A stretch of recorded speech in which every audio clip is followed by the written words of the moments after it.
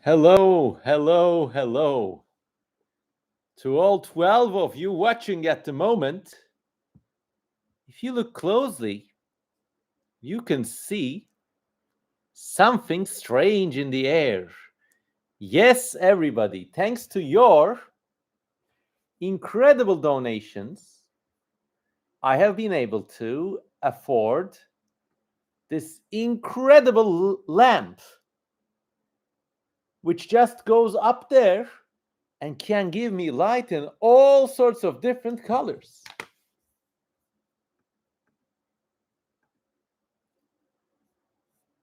Hello, everybody. Now, I'm just getting the messages in order. It's a nice, warm, breezy, not sickeningly hot summer night, and I am very happy to be joined by you all.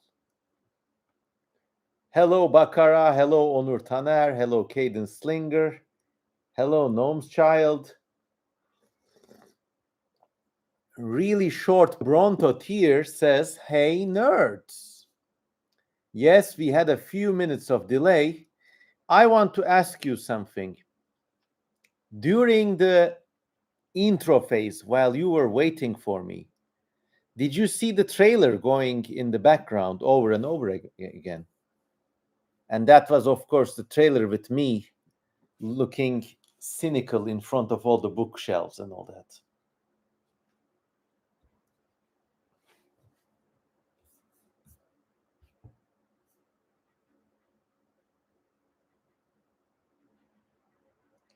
Oh, okay. You saw the trailer once. Okay, I think I should.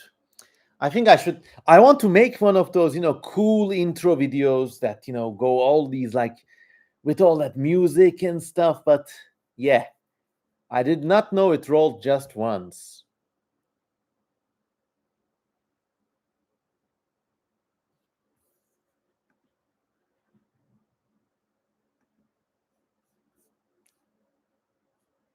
I put it on loop. It's two peaks, says Bakara. Well, look, before beginning and getting everybody settled, let me just boast about my incredible color light up here. You can see it there, and this is the remote. This is just like a crazy, wonderful thing. You can make it go, well, like a normal light. Wait a minute. Boom. So this is the normal light mode. This is a more warmish kind of, yeah, this is just a neutral tint. But then it goes like this, and even, boom, all red like a vampire. Or bam, all green. Or bam, all blue. My God, this is crazy. I love this thing so much. I've been playing around with it like a special person. Hello, Blake Richardson says it's great to see you again. 22 people watching.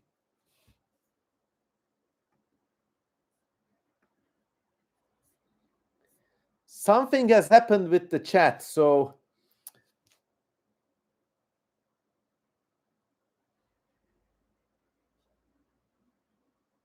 I think the chat is kind of reaching me slower than you guys type it because the reactions are not as instant, or it's just too late and I'm just talking shit. That is always also a possibility. Riot says, "Can't stay, but good evening." Well, good evening to you too. Well, look, I'm just going to do this. Boom. And this is the YouTuber Deluxe special, all the cool YouTubers you have. They have these like lights in the background that cycle around like it's some sort of a, well, disreputable nightclub. So I thought I would do the same, but I think I'm going to complement it with also my own lamp because let's face it, this is cool, but the novelty wears off after a while. And yeah, so here you got the skin tone lighting me up nicely. And then, yeah, and then this motherfucker can keep shifting back there, adding color to our conversation. Berat Gitar says, great night Köse abi. Kasım Zafer Kır says, that's the coolest invention since the table lamp. Well, since you are Turkish fans, I picked it up in Istanbul's exotic Eminönü district, and it retails for only like $2 or something. So I really recommend it.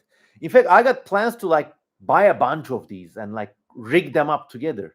So it's like one mega lamp with all the colors. And then I can just be like, oh, this, nothing, just my cool lamp. And then it changes color into red and shit. Anyways, just playing with you. $2 is 80 lira. Okay, $4. Yeah, 160 lira it was. Lexus Galavan says hello. Bleatnik says hello. Hello, everybody. I have just returned from the United Kingdom where I attended the DinoCon event and I met a lot of paleo enthusiasts, paleo artists. I also offered my own works for sale and that went quite well. But yeah, I still have a lot of unsold merchandise from DinoCon. In fact, let me show you.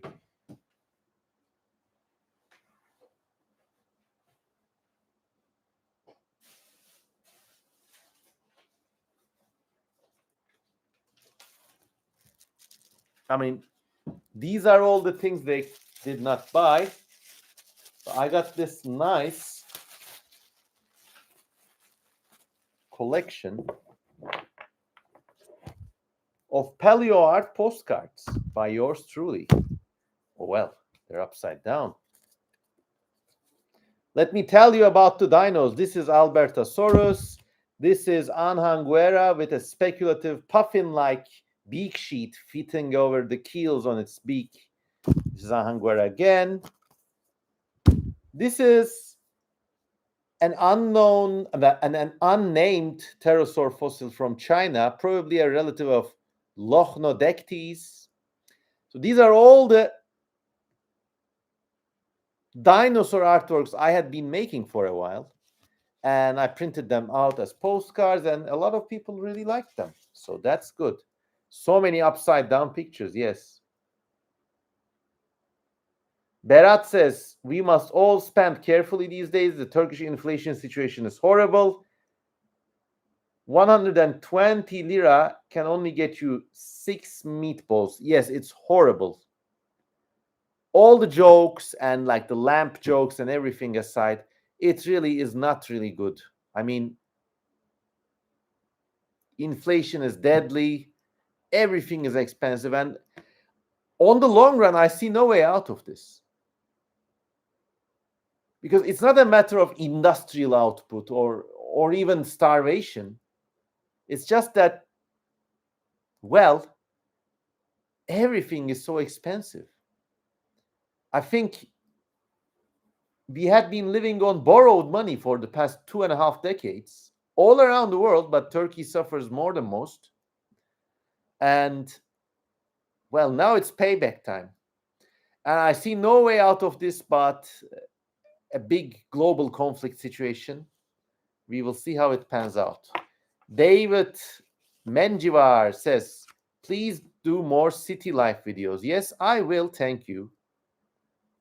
Anyways, these were some of the postcards. Anhanguara again, but a full body drawing this time.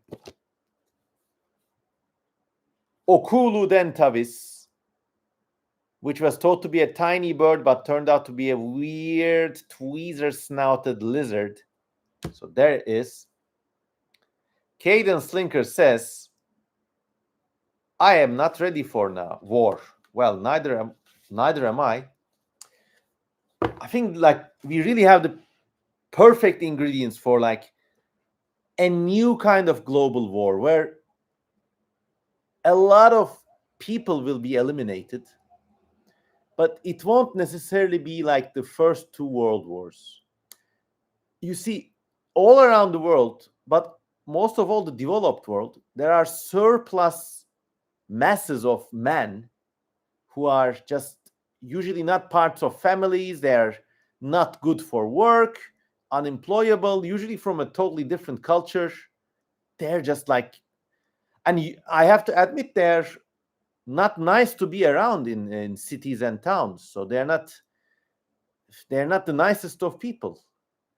Well, obviously, maybe they were made to be so, but it's a long story I wouldn't get into. So there's one ingredient. Another ingredient is, well, the way the world is headed with the economic cul-de-sac. There's no way out of this situation. And then there is a massive growth in AI and automation, which is to say a new big development in production technology, which has made a lot of people obsolete. So I think countries of the world are going to get together and they're going to just have like an arranged liquidation of all these like spare asshole men they have lying around. And it's not going to be pretty. It's going to ruin a lot of things, but in a controlled way, a controlled burn. And then the world economy will get back on track again.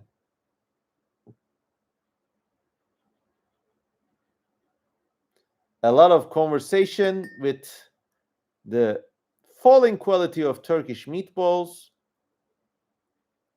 Yeah, so meatballs, they used to be, I don't know, like at least 60-70% beef. But now they're stuffing them with semolina or other ground wheat. I don't know. Not too good. Well, 28 people watching, and I've been just talking pap and shit for 12 minutes. I've just been yapping, but I'm quite good at yapping. So now let's bring the mic to you. Let me know, you all, let me know which part of the world you are from. Where are you from? Where are you from? Where are you from? Let me know in the comments, and I will say proper good night to you all. Bakara from California. Kurominami from Turkey. Kurominami is from Adana based. Nice city. They say Adana gets so hot in the summer that people actually try to shoot down the sun. And yeah, it's got lovely neighborhoods such as Küçük Saat. Actually, a bridge that Alexander the Great built still stands in Adana, which is quite something. David Menjivar is from Palm Springs, California. Caden Slinkers from Cedar City, Utah. B is from Germany. Anfani Valentine is from Istanbul. Onur Taner is from Olympos, Antalya. My brother, are you from Olympos proper with all the treetop hostels and like bungalows and stuff? Or are you from Çıralı, which is further east? And is the internet good there? Because the last time I was there, which was more than 6 years ago, the internet there was not really great. Maya Mladenovic says, hi from Germany. Hello, hello, hello. Blake Richardson is from Michigan. Yes, Blake is a long-time follower of this channel. I think he just recently acquired a scanner because he's just putting out some really cool, surreal cartoons. Gnome's Child is from upstate New York. Onur Taner lives in a small house owned by his aunt, which is luckier than 90% of the population because you own a house. Many people pay rent, and it looks like unless that world war we've been talking about comes to pass or some miraculous shit happens, people are going to be paying rent for all their lives. It's going to turn into a subscription service. Window Lizard says, afternoon, Lori here. Okay, my good friend from the online worlds. And I think the most knowledgeable person tonight among us about sea mammal evolution in general.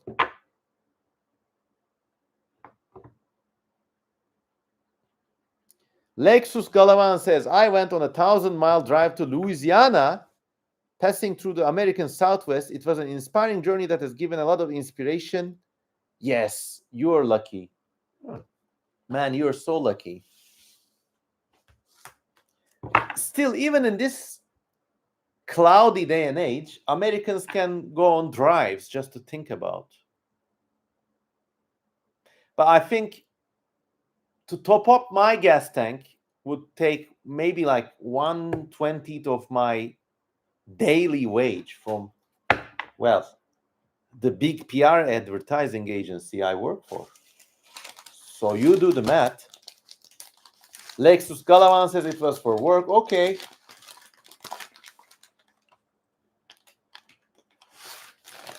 Onur Taner says in the place he is at, which is a famous place, it's the Lycian Shore. It's the site of an ancient city of the antique era. And the internet there clocks at 16 megabits per second. So, okay, not great, not terrible. How have you all been doing? Berat Guitar says, how have you been? Well, I've been doing great. I mean, I've just been away for a week overseas. I attended DinoCon, and well, I just show you some of the stuff I had there. And now I'm back, just getting back on track, really. Got a lot of piled up work and other stuff to take care of. If any of you is following me on Patreon, I'll be active there again. I still have commissions to draw. But yeah, it is better to be busy than to be not busy, because then you get despair.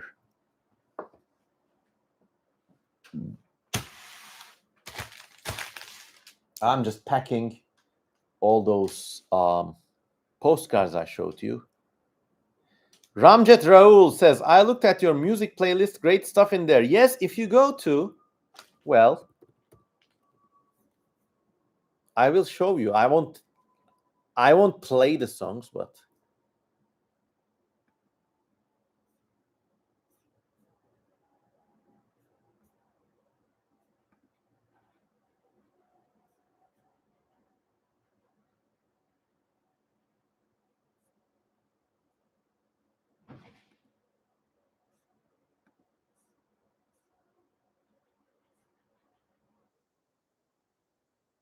oh yeah, I have,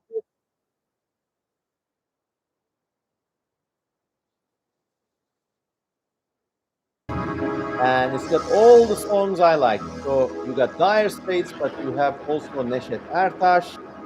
There's Deftones, Grimes, and then this is a really hard one: a nationalist elegy to Atatürk by Turkish folk singer Cengiz Özkan, based on an earlier and even more ass-kicking elegy by Aşık Veysel.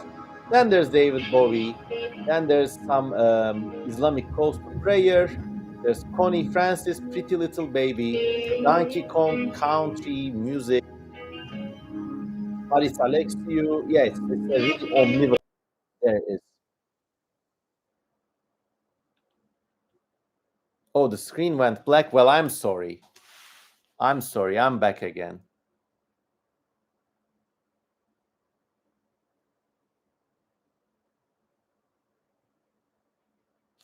Lexus Galavan says on his trip across the US Southwest, he saw turquoise dragonflies, a dark gray anole with a red neck flap, the size of a hand.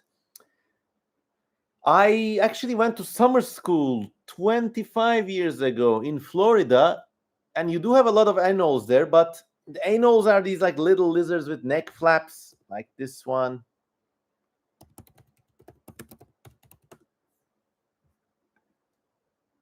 They look like this, okay? Wait. They're actually among the most speciose groups of lizards. There's hundreds of species of those guys, and they are really, really cute. That's what an anole looks like.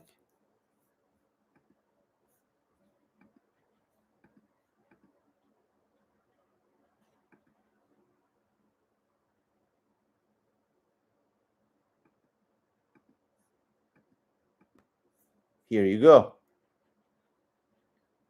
So you must have seen a really big one. And I have also observed this because you got like these giants among there. Oh, somebody's plying me with hearts. Thank you, whoever you are. Some of these guys get gigantic. And yeah, I used to, I remember we had the garden variety of anoles in Florida. And my summer school was in Tampa, no, Sarasota, Ringling School of Design.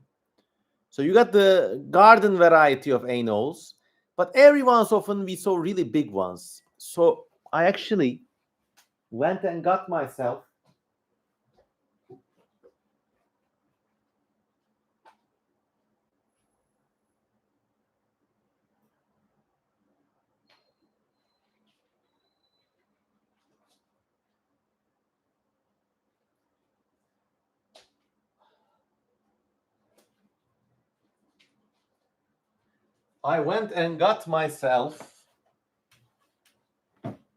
this really cool field guide, which you can also find easily. There's two of these, the Peterson field guides. There's one for eastern reptiles and amphibians, and there's one for western reptiles and amphibians. I got them both, of course. But I was surprised at how many species of anole lizards there are. I mean, Americans are generally blessed with herpetofauna. Like in this book, I was always fascinated by this page. They're not anoles, but they're skinks. And there are just so many. Look at them go.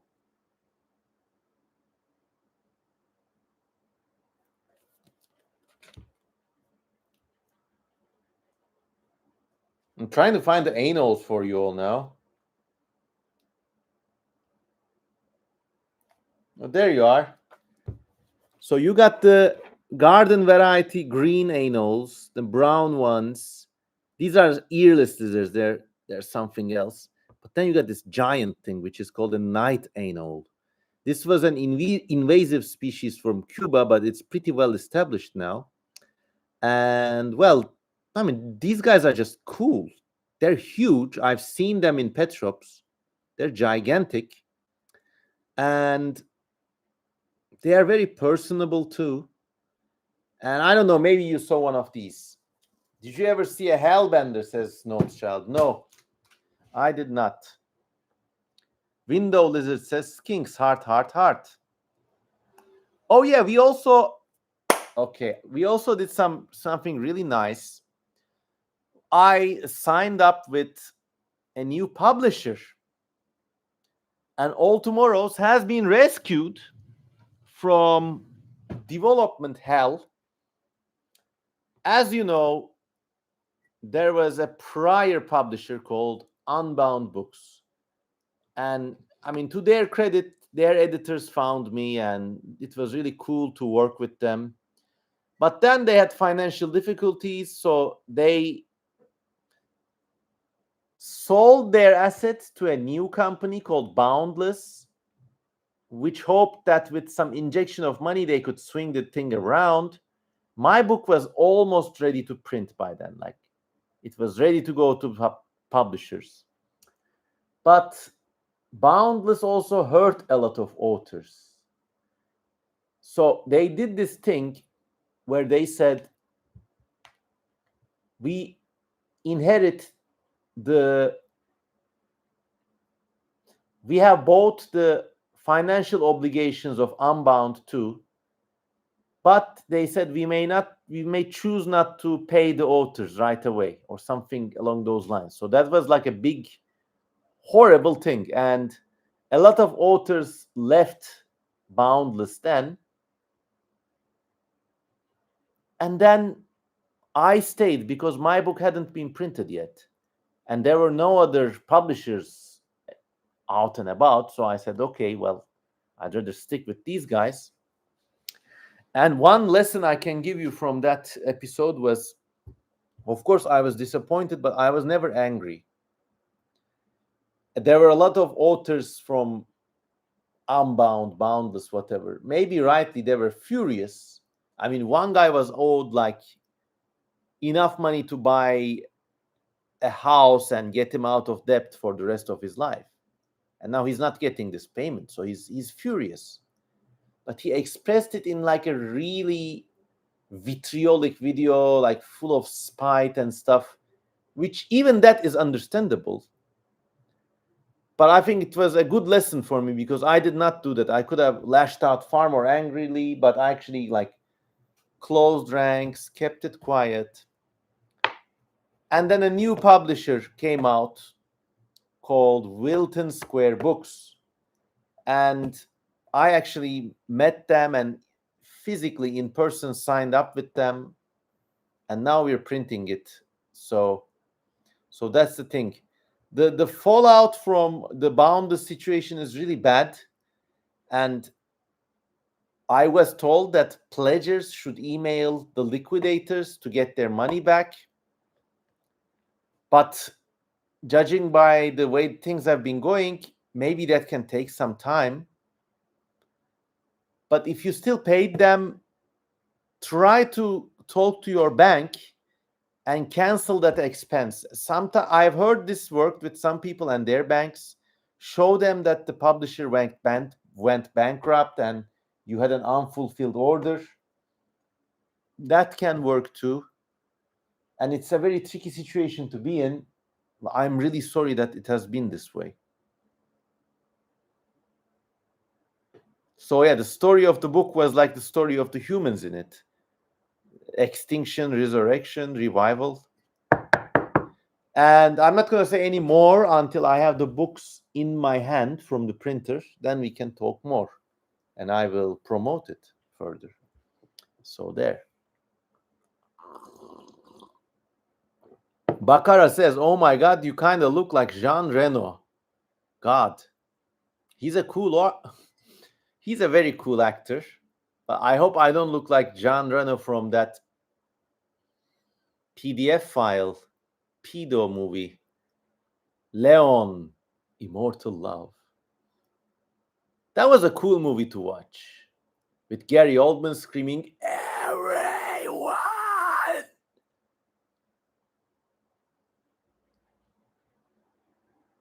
Yeah, what can I say? Leon the Professional, yeah. The original script had some had some scenes which would not fly in today's world. Let me tell you that much. Onur Taner. Hope to see a Turkish print version, maybe. Okay, so I have to explain this to you by drawing because I myself did not know that it was this complicated. It's going to be like those YouTube streamers where they pop open paint, you know? So here's how I used to think. I used to think that, you know, here would be you, the author, which would go to the publisher, okay?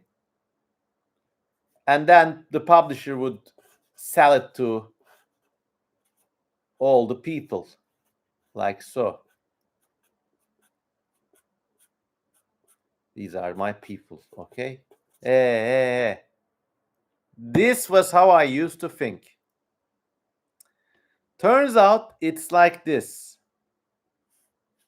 The author sells the rights of the work to the publisher, which can be in one or more languages. The publisher can then choose to make the rights in French, in Japanese, in English, in many different languages.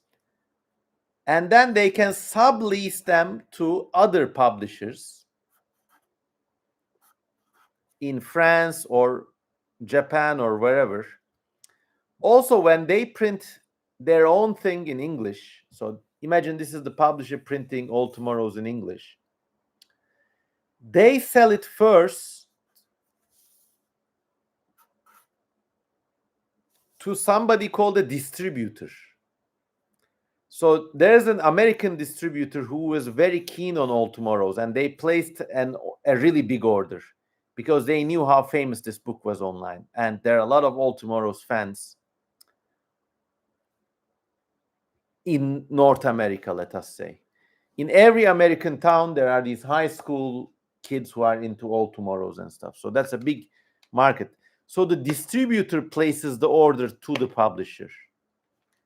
And then they sell it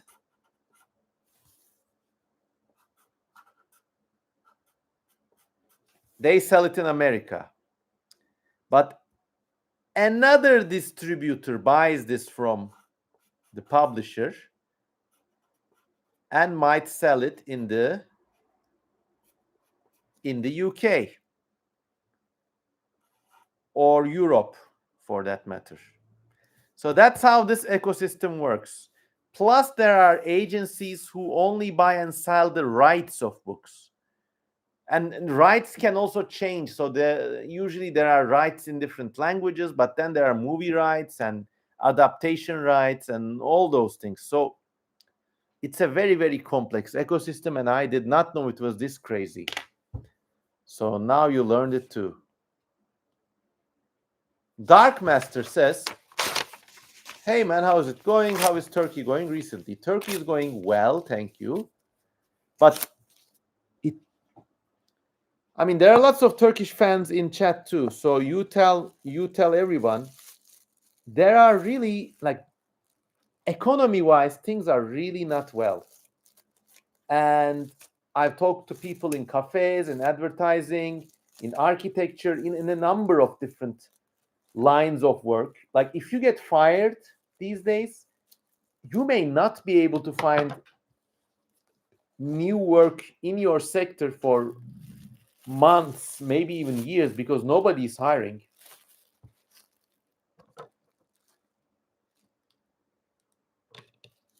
And this is having a sort of cumulative craziness effect. Now, I do not regularly talk politics in my channel because I have an interest in staying free. But here's a nice pointer. I live in a not so bad area of Istanbul, okay? There's shopping, it's a lively and like upscale neighborhood. I'm really thankful for that. There's a train line that goes around this place. And 2 weeks ago, in one day, there were 2 suicides on one line alone. Dark story, isn't it?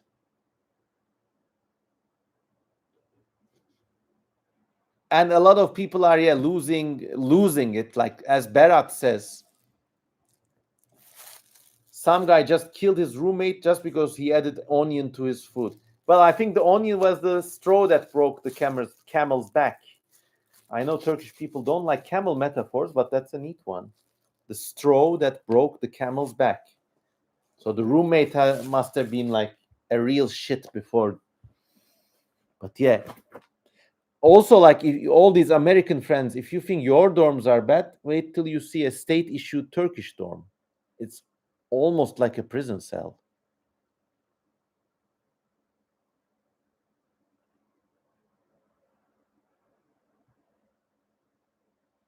Jerry Caleb says, one good thing about the US, there aren't enough prisons to hold down all the people who make fun of Trump.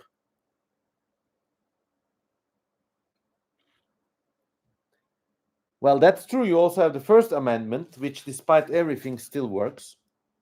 And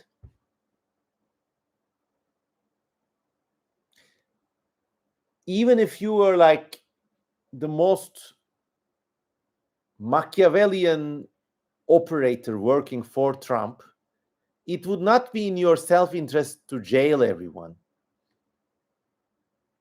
But in Turkish culture, it somehow works.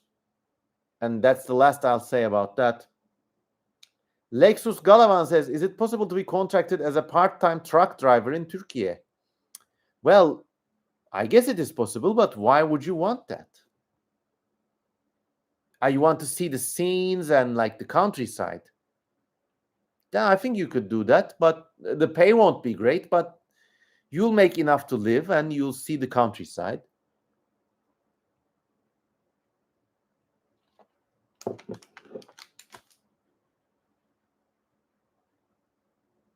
Jerry Caleb says, we may be headed for a recession here. Yes, actually just today, and I am recording on the 27th of August 2025.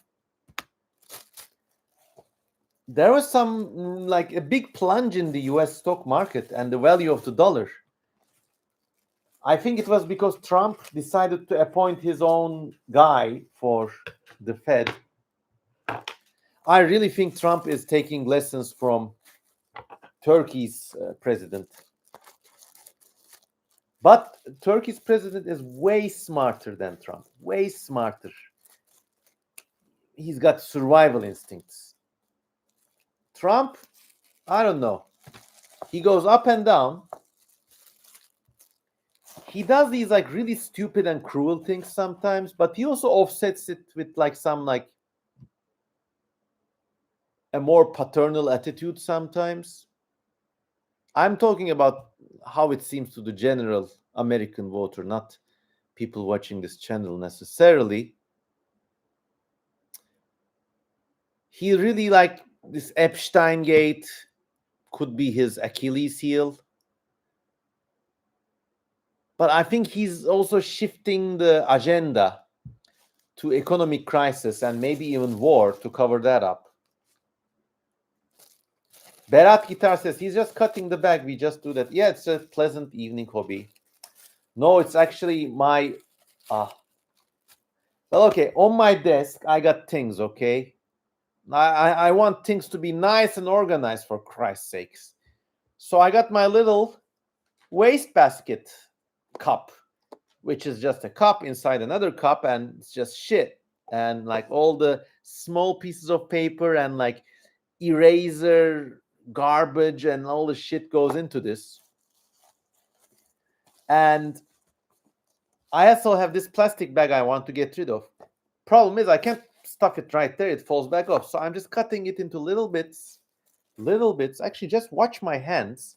My sinewy and bony hands cut this up. Maybe for some of you, it might be therapeutic, like watching an aquarium.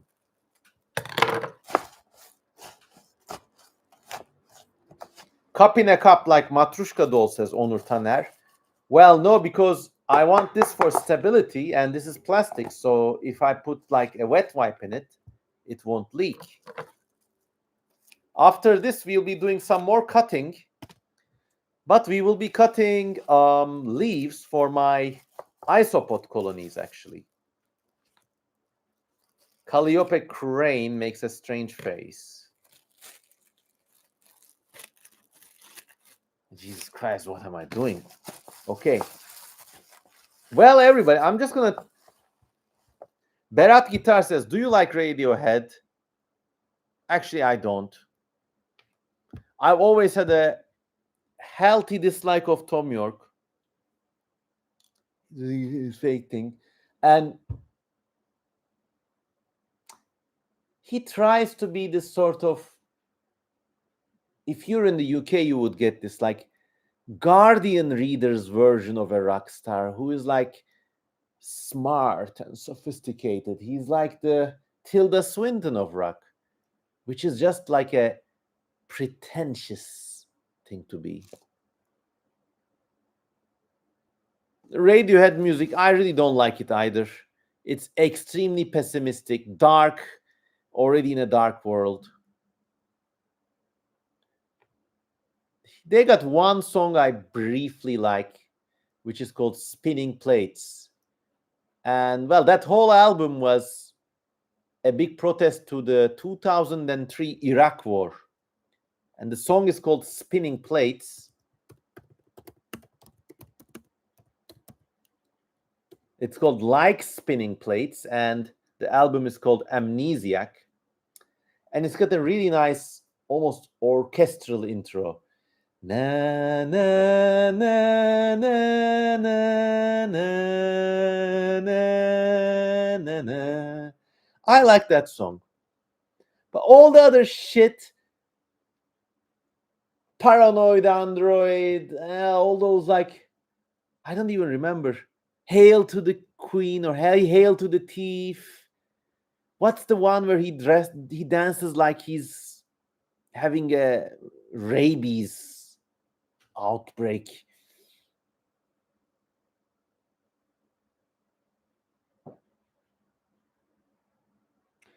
And then Berat Guitar asks, what about Mor en Ötesi, a Turkish band? Harun Tekin is very much like Tom York. Well, that's why he's not my favorite singer either. Also, they tried to do this sort of both unnecessary contrapoints, both sides shit with Israel's ethnic cleansing in Gaza. He didn't need to do it. He could have just stayed quiet.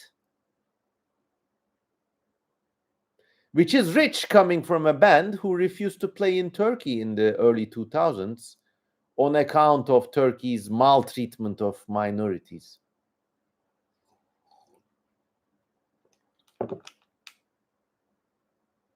Also, like, look, I always say separate the art from the artist, and I just don't like his music and him as a person and his politics and anything. Yeah, so yeah.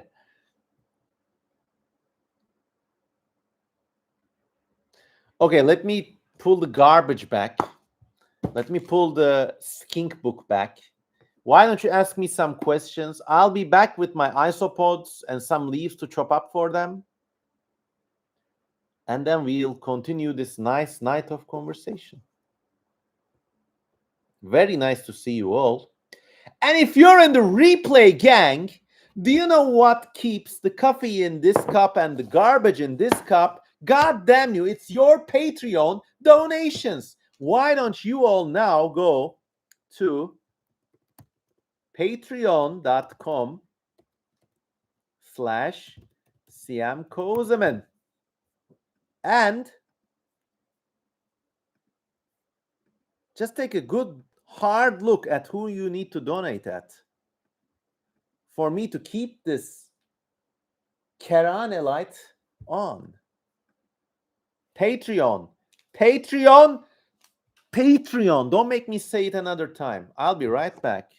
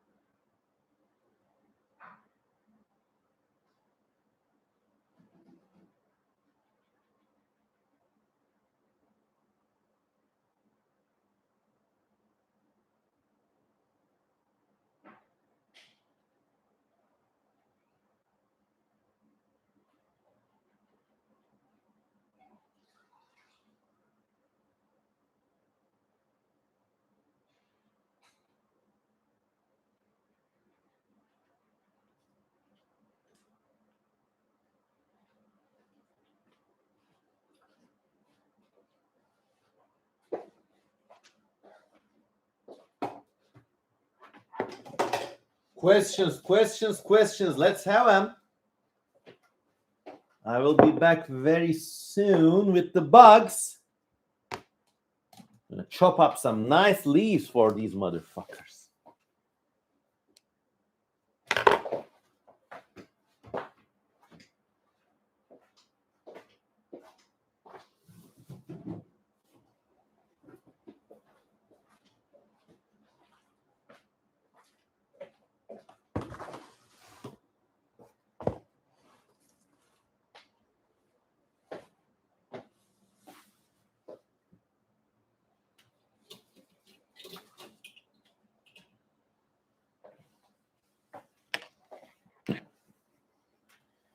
I really like this lamp shit.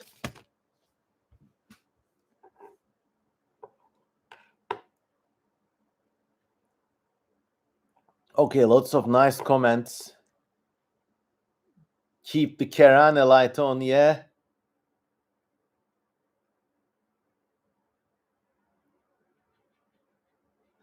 B asks, do you mind helping me with fictional names? Because they want to create some country names. Oh, well, you come to the right place because in my website, I'm just going to show you. I'm just going to share it with you all. Okay, wait.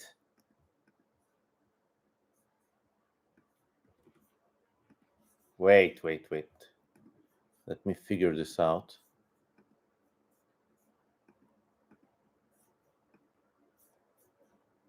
Okay, so this is my website. Okay, can you see it first of all? Confirm you can see it so I'm not sharing a dark screen again.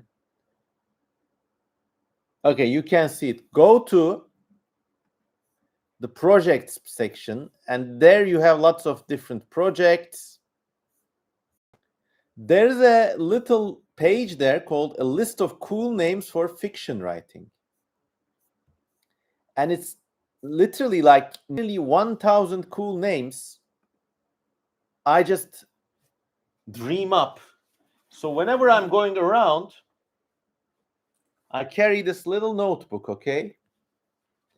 Usually when I'm on the bus, I have these names come to me. Also, sometimes they come to me in dreams, and sometimes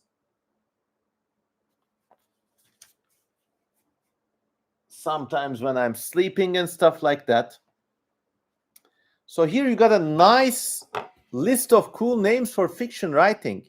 So you could call your country Ekatleir or Eirazbon or Ezgan, or there could be people called Eusemians, and they could be from an island named Eusemios, or there could be Fareldings from, I don't know, some land. There could be a big mountain called Fern. Or actually, this came to me in a dream. Gadaselles. It was actually the name of a city that looked like Paris, but on the shore of Lake Van in eastern Turkey, Gadaselles.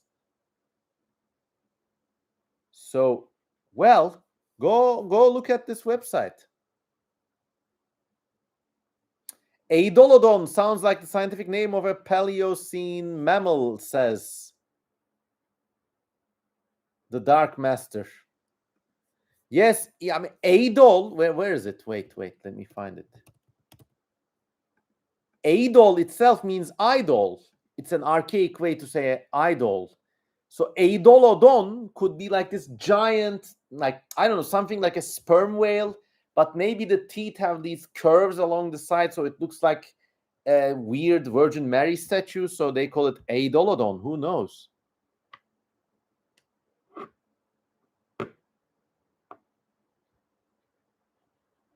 Jerry Caleb says, I understand old internet nostalgia, but way more people have found me through Instagram and Blue Sky than did GeoCities. Well, you could be, okay, here's a good way to do that, though. You could have your legacy website, and you need to have a legacy website because you need to own your data. Then there are links to your socials on it, and then your socials link to your website, so bish bash bosh. You could write about Goernia, land of gooners.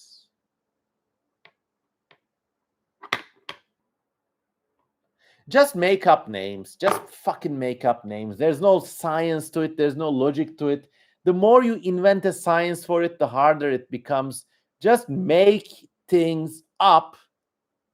And just your only criterion should be that they sound good and nice and they roll off the tongue. That's all. Graptosula. I mean, graptos means like grabber or like reaper or a thief, okay, in Latin. And Sula comes from names of Asian Minor Greek women. There are names like Atanasula. So it's like a combination of them both. So Graptosula. And sometimes names could be silly too, like Gombe, you see here. Hello, cauliflower. Sorry, a bit late to this stream. That's okay.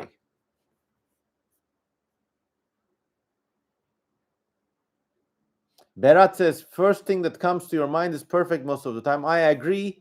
The challenge is finding a neat concept or a context to use it in.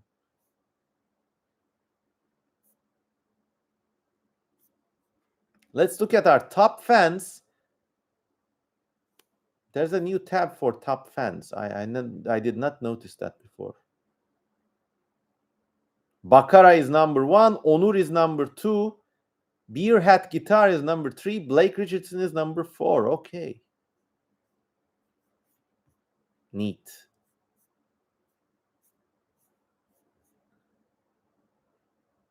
Lexus Galavan says Terix Avgasiae. Niridian says, are you watching Alien Earth? I will pirate it later.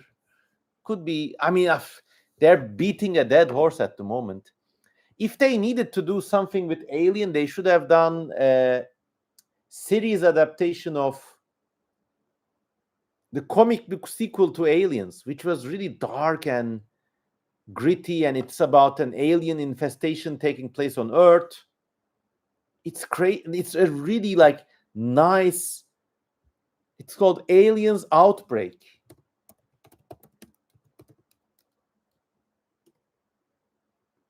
Why am I sharing a tab? I have it here.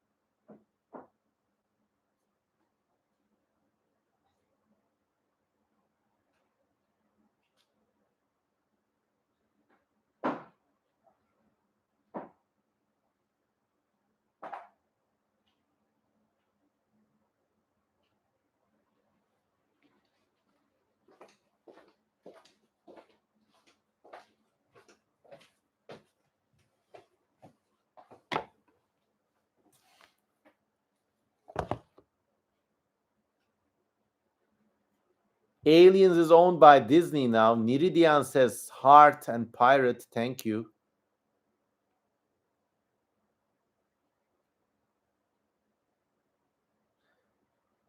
Jerry Caleb says the Dark Horse Alien comics had an alien robot that just talked like a human being. Yeah, I got that too. But for you, I just brought out these two now. It's called, one is Aliens Outbreak.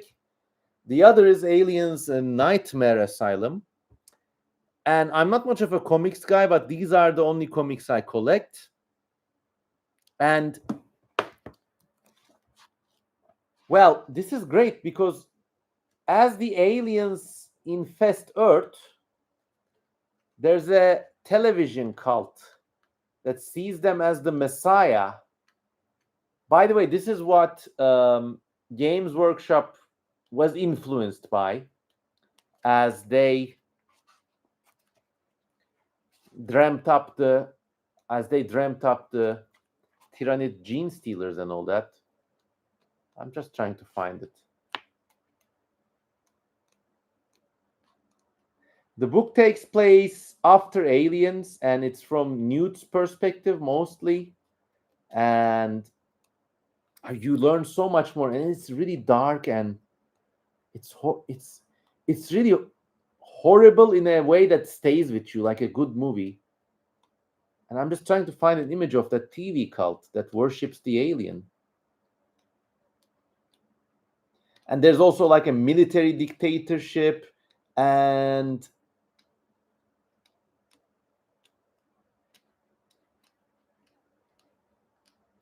I'm just trying to find it. Of course, I'm not really good with.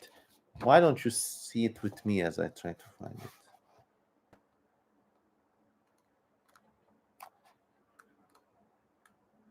Ha, there it is. So there's this evil cult that worships aliens, and they willingly get infected by these things, and they spread around the world, and it's a really neat angle. And I really don't understand why they don't retcon everything, everything after aliens, and just do a TV adaptation of these. That also continues with this one, Nightmare Asylum. So in it, the world is taken over by aliens, and you see these really dark scenes where, like, there's like a school shooting, but everybody commits suicides as the alien breaks in. I mean, there's all these like dark broadcasts from the world as they succumb to the infestation, and it's really really dark. At the end, Ripley comes back and leads a war to take back Earth, which is a little bit of a hyperbole, but okay. So yeah, but yeah, I will watch Aliens, what am I call it? Alien Infest. What I don't even remember the title now. Squid says, "Hello friends, how are you? I am great, thank you." Well, okay, I'm just going to put these back. Ask me some questions, then we are going to move to our incredible friends in the isopod cage.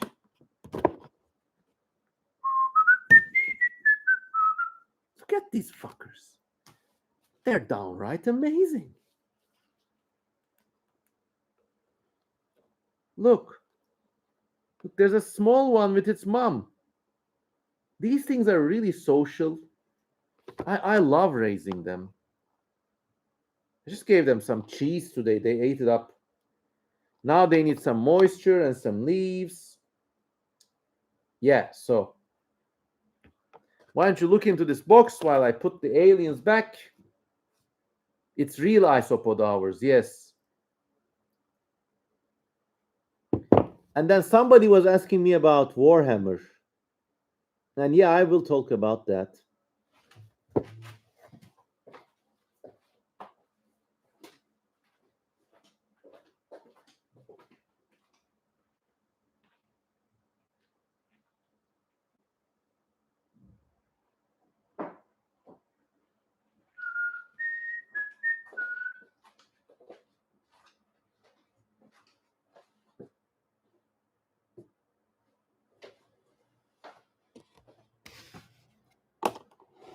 Okay, so for isopod stuff, we got our big bag of leaves I collect specially for them.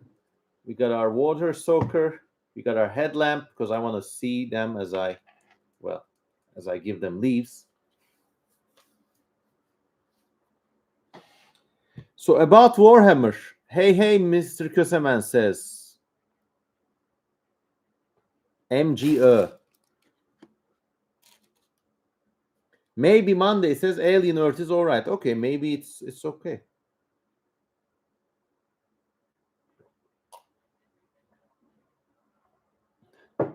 About Warhammer, I love it.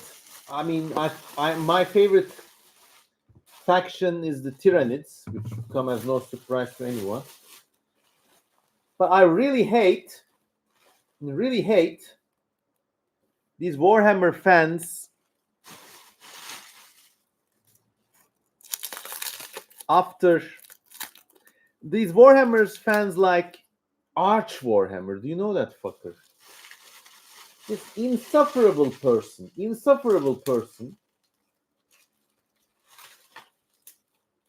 He thinks he buys the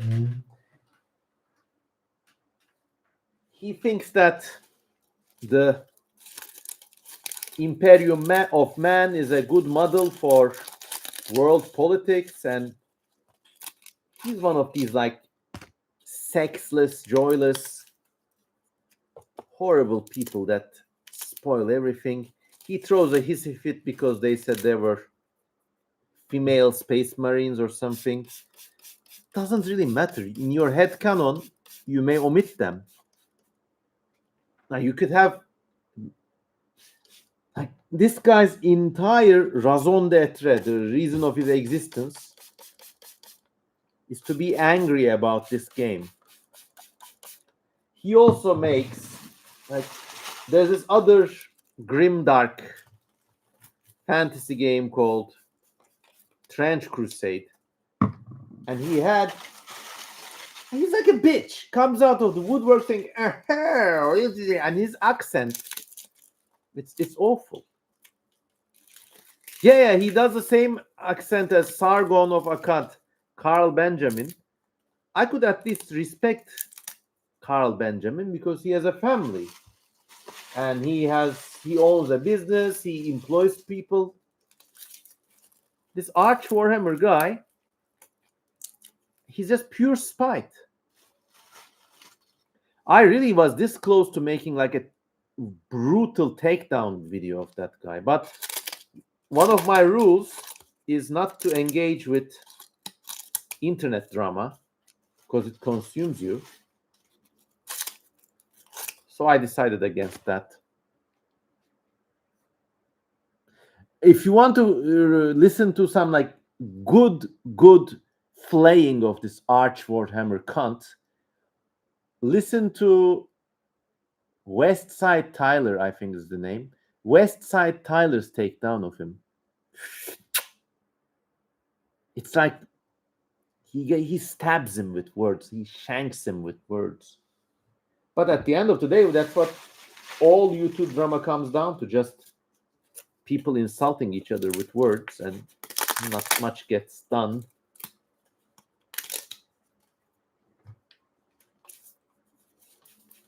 It's not wrong to complain about like a big corporate takeover of what used to be a more enthusiastic, fun-driven concept. I get that. But there are ways to do it in a more civilized manner without looking like you have a chip on the shoulder. Ooh, look! One of these leaves has these mysterious egg sacs, probably from a spider. Just gonna drop them in there. See what they do in the isopod world. Boom.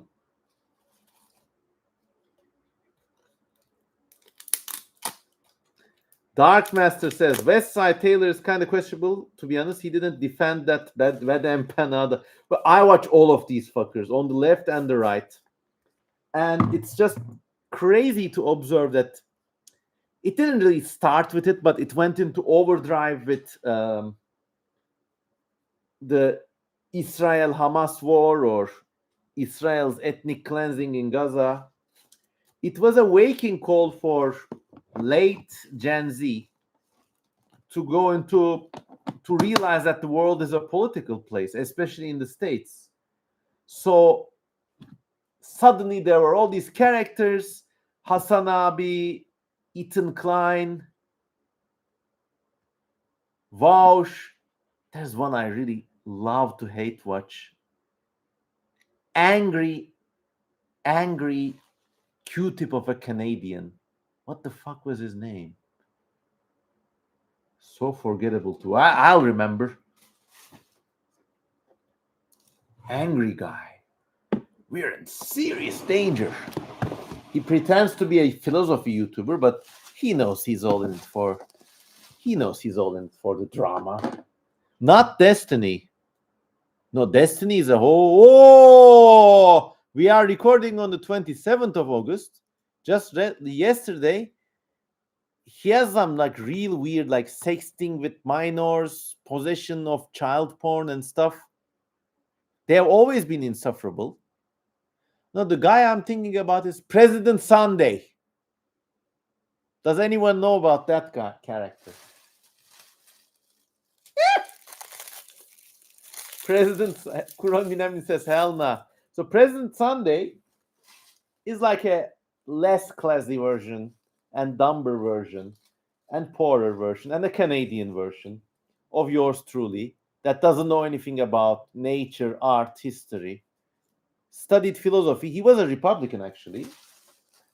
Then decided to be a philosopher. So all he does is like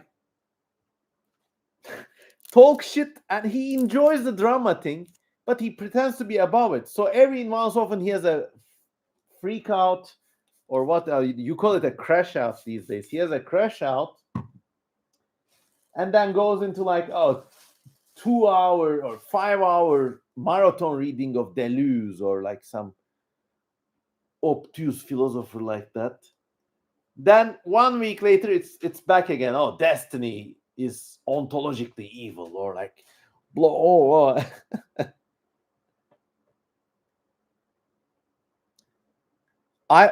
in that whole crowd, here are the few people I genuinely respect. One, Sam Cedar. He actually has a big established podcast. Sam Cedar, Seder. My top person would have to be Jim Metokur, Metokur,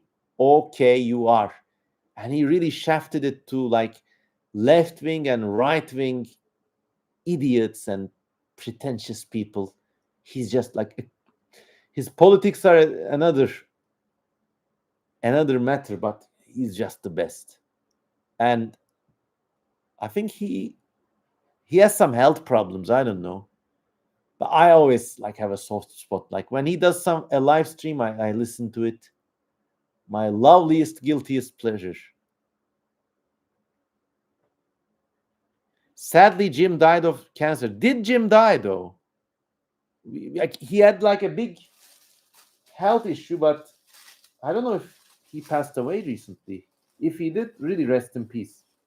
Then some of the other guys I respect.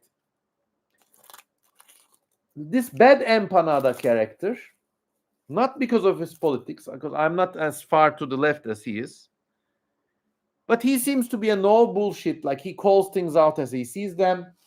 He has this like a bit of like a too chaotic to handle Joker kind of thing going on. But okay, he's like, as far as I can tell, he remains an honest voice. Maybe I'm wrong. So he's cool. West Side Tyler is cool. He's just the. But one thing, I wouldn't want to be like any of these characters because I got my own channel and my own weird videos, and the live streams are just a byproduct. I also grudgingly respect Hasan Piker because he's from Turkey. But yeah, he's vain. He's vain in some ways. But once again, all these people and anything and everything they say is completely divorced from Palestine, Israel, whatever, politics in general. They're just pap for people to listen to on the background. They do a good job at it, but I'm glad I'm not on YouTube like they are, because that shit would burn me out fast. Imagine this is your character. Imagine this is your day. You wake up. I don't care, like whoever. Imagine you got some beef with, I don't know, Charlie Kirk, or no, Charlie Kirk isn't even a YouTuber. Imagine Ethan Klein said some shit about you, so you spend your whole video responding to him that day. Maybe you pay an editor to do it. And at the end of the day, what you created is a video of you Photoshop Ethan Klein's face here looking bad, and then you Photoshop your face here looking cool. And that's just psychotic. Why would you spend your day that way? Or like some bomb explodes in Lebanon or something, and you Photoshop your face here going bamboo, and then Lebanon changes everything. You're responding to others. You're not carrying out your own initiative. And that's, I think, a dark fate. I would sooner do porn and show people my genitals. make more money, more honestly. Have you watched Space King? Says Lexus Galavan. No, I haven't. Oh my god, guys, look! It's my. Oh, you see that thing? It's my giant roach coming out to play. Ah.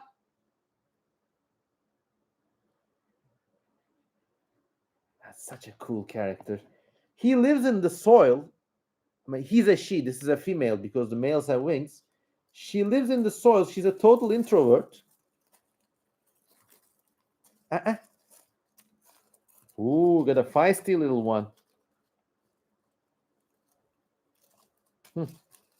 Well, okay, doesn't want to be handled. That's okay. She lives in the soil, like below here. So she's an introvert, but she rarely comes out to play.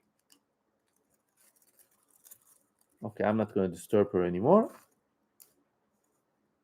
She's been with me for almost 2.5 years now. Look at her go. Let's give her some saliva. Oops. So nice. So lovely to see these animals thrive.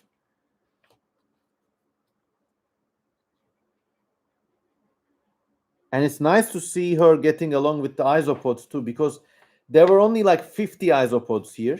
This was like a rapture kind of. So the main isopod box is this. They got too much and they had a mass death event. This was where I was keeping the roaches. But then there were 4 of them and 2 died, so there were only 2 roaches, so not much else going. So I transplanted some of the nicer isopods to here, like, well, the rapture in Christian mythology. And they just exploded. But yeah, I'm glad to see they're getting along with the roach, whose name at one point was a moon, which was a cool name. The container, of course, is not airtight. There's holes all over the place. Maybe I need to poke more holes.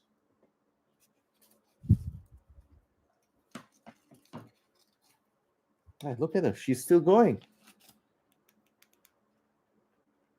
I don't know if you can see it.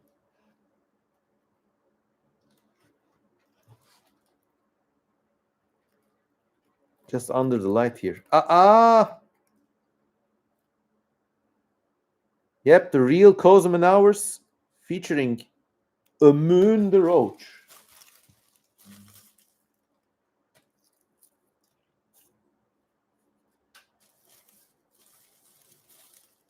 Meridian asks, have you spoken with Alex Rees, another big name in speculative evolution?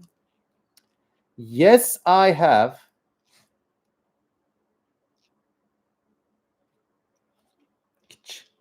Geç yerine. He's a really cool creator. He created the aliens in Subnautica. He recently posted on Facebook about something about being in a psych ward, but I hope he was okay. Many people have mental health issues these days.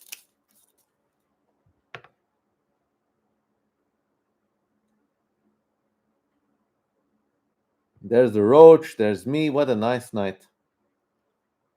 Who's your favorite Turkish author, says Berat Gitar. I read a lot of Turkish memoirs.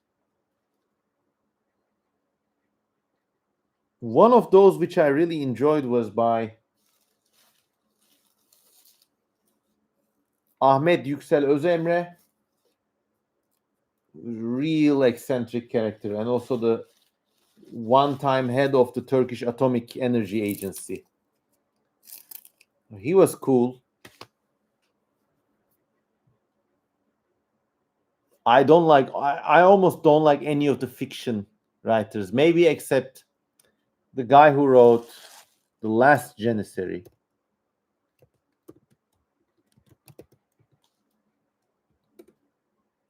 Reha Çamuroğlu. That's a great book. And İhsan Oktay Anar, who has these like Ottoman magical realism, these like great fantasy books, very meticulously detailed to a really original mind. Other than that, I don't like Turkish fiction. Orhan Pamuk is, of course, a obligatory name to name in the Turkish literature world. But I think his favorite book for me is the one about Istanbul, which is a memoir. John P. Joltik says, it was great to see you at DinoCon. I have had your ichthyosaur print mounted on my wall. Thank you. Please find my email and send me pictures of them on your wall. And I would love to. I love seeing my work in situ. Onur Taner says, I need to sleep. Bye, guys. Good night and keep safe, my friend.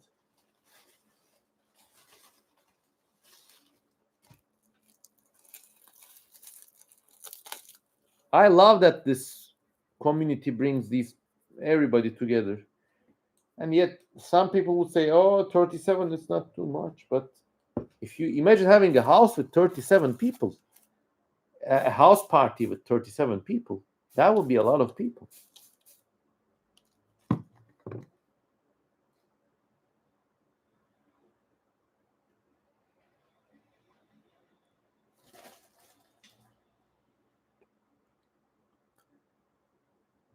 MGO says Turkish authors like İhsan Oktay Anar will never feel the same in another language. It's a big shame. It's true. It's the same with every language.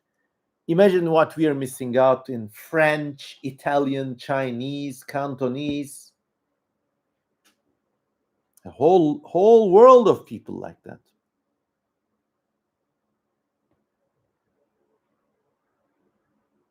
Have you seen Dune? I have seen both Dune movies. I think they're some of the best movies of this decade. There's nothing wrong. There's nothing bad to say about them. Lexus Galavan says, is there a coral snake in your field guide? There was, but not. I've just put it back. Berat Guitar says, we need to create one big holy language. Well, it has been tried. It's called Esperanto. Didn't really work out well, but it's a quirky 1950s post-World War II effort to create like an easy-to-learn universal language. Did you see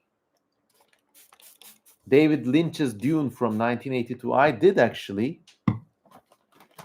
That's an interesting movie too, in its own right.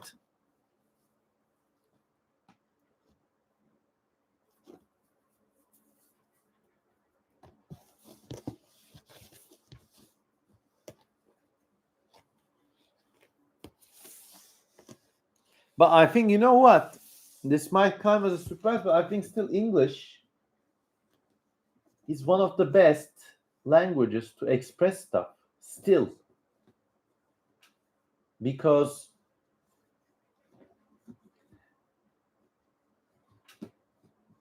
you can modify verbs in a way that other languages just can't. You could say, he regarded her coldly. And you can't really translate that with the same effect. That's why, like, English translated to Turkish always feels a bit synthetic and, well, moronic.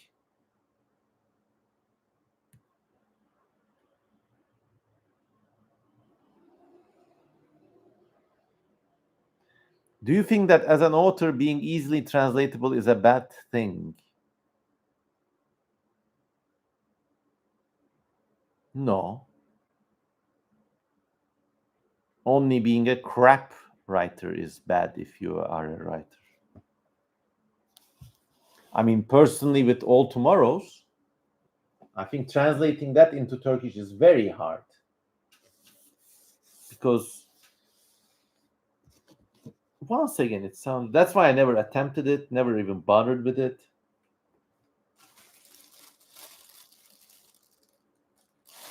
they really want to read it so much, just learn the goddamn language, which is English.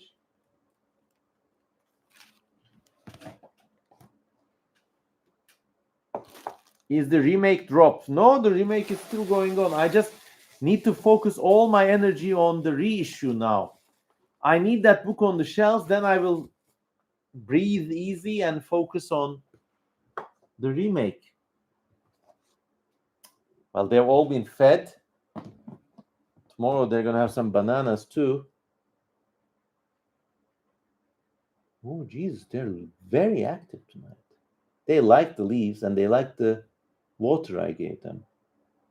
So, yeah.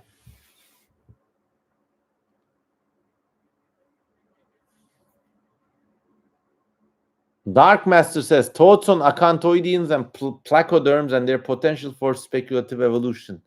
And you've been asking this question for a while. I'll be brief for now. Acanthoideans are these fish with multiple fins, and people sometimes use them to create ancestors for multi-limbed like dragons or six-legged vertebrates or stuff like that, which is cool, I guess. Placoderms are a whole other nutcase. I mean,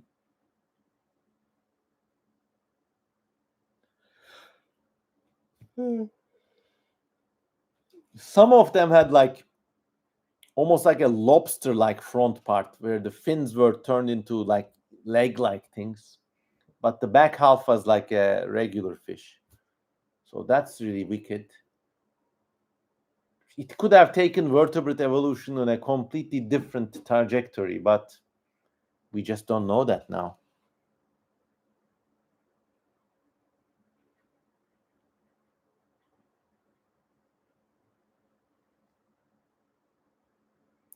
How likely is it that mud skippers could evolve to live on land and evolve 1 foot and add 2 legs? Maybe if all other land animals were gone, that could happen.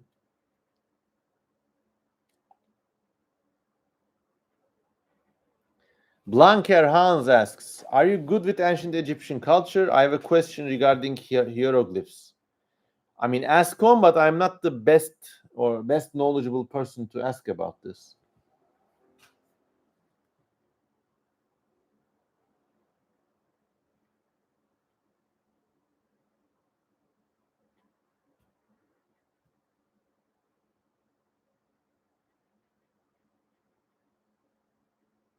Lots of questions. Joseph says, I mean, what if mud skippers could have 1 foot and 2 arms? Could happen. Berat says, good night from Bahçeli Evler. MGO says, have you been to Çanakkale, the site of Troy, Mr. Kösemen? Yes, I've been there. The city itself is also nice.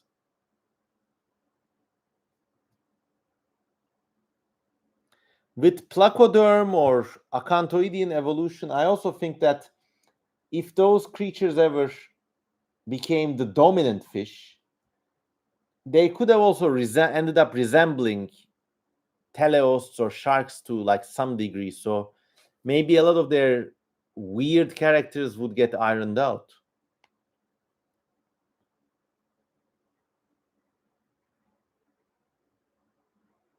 Thomas Trimpel says, hey, what's up, Kozaman crew? We're doing fine. Almost an hour and a half. I'm getting a little tired, by the way, but that's okay.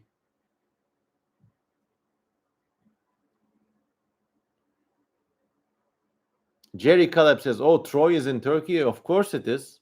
Damn right it is. Turkey has more Greek sites than Greece and more Roman sites than Italy. Not an exaggeration.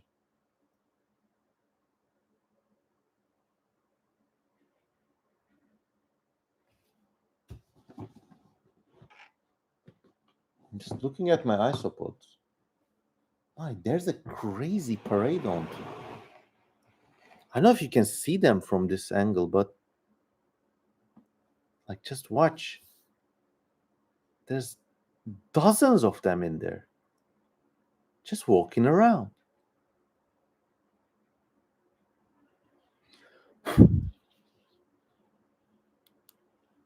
I need to give them some.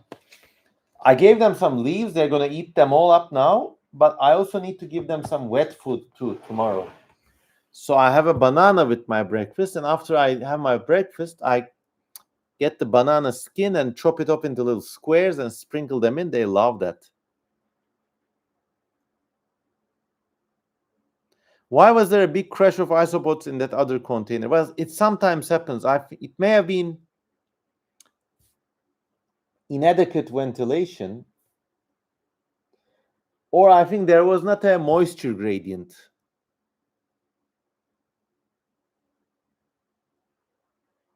Do they overpopulate, says Kurominami? They do, sadly.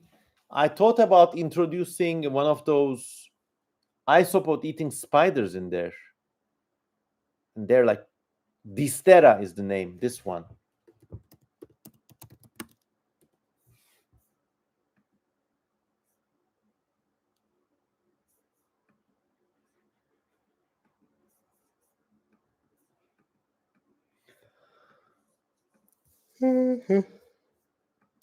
This spider, just a second.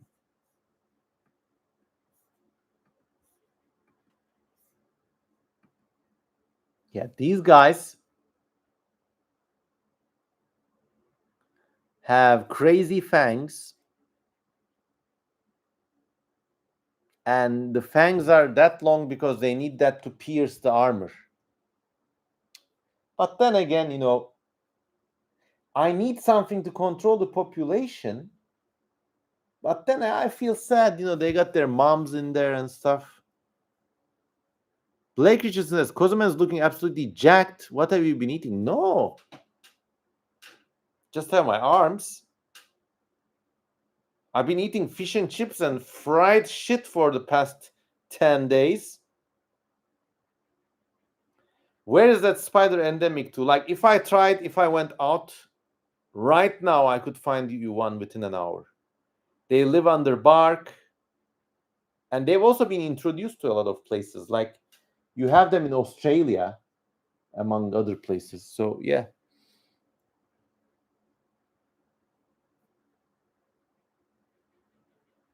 I'm sure there are some in California too.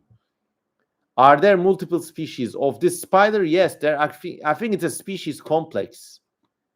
You can't really determine them without looking at their genitals, which most people don't.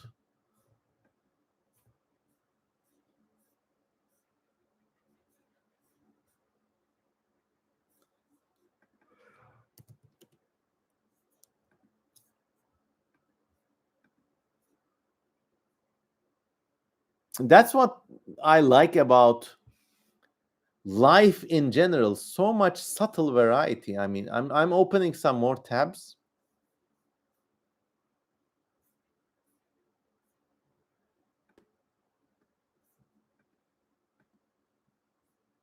There's also this thing, which is listed as Distera crocata, but its proportions are subtly different. It's more orangish in color. It might be a different species.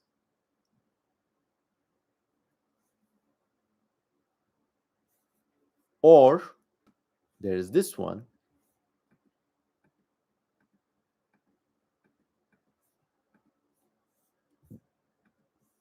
which has a more blood red complexion, as you see here. Dark Master says, I hope the ones you find in Turkey are native, otherwise they might cause problems in the... I really disagree with this statement. Unless you live on Hawaii or Madagascar or some very isolated islands, there's literally no way you can determine what was the original fauna there. So,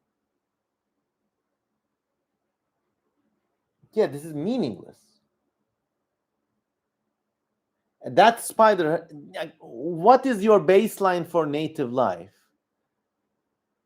Is it the world of the late Pleistocene era or the world just after 1950? Like, what's your baseline?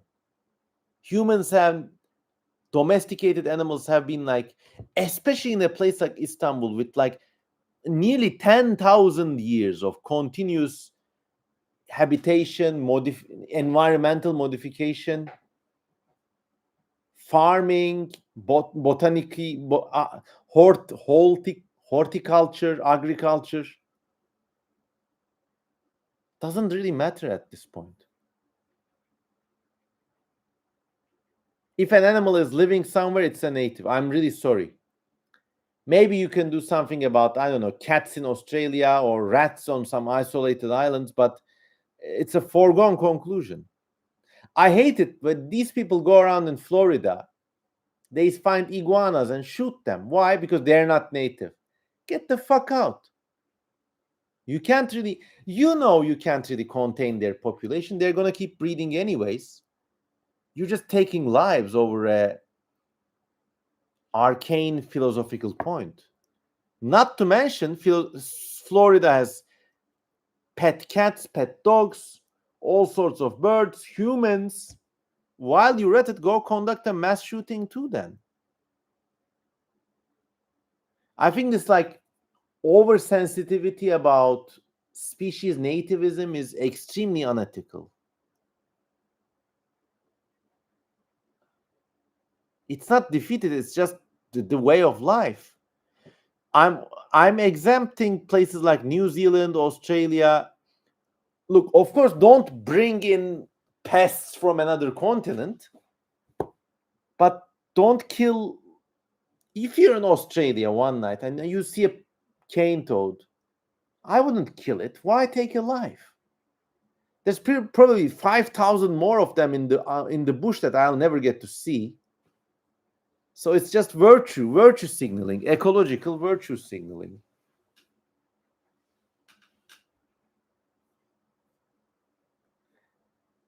A lot of bugs introduced to other areas are disastrous, but once we in our urban or suburban lives start to encounter them, then they've already crossed the Rubicon. There's nothing you can do about it. I mean, you see these bugs, philosophically, I would not bring myself to killing them just because on the basis of some principle.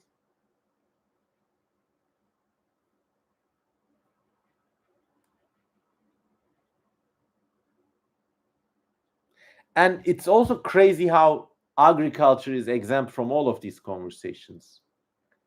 Like when the British first brought cattle to Australia, there was nothing to eat their shit, so they created mountains of shit. So they introduced a species or two species of dung beetles. They also had to introduce a kind of fly which would like help the cow shit decompose properly. So they already terraformed the place. And like once that's been done, you can't really roll it back.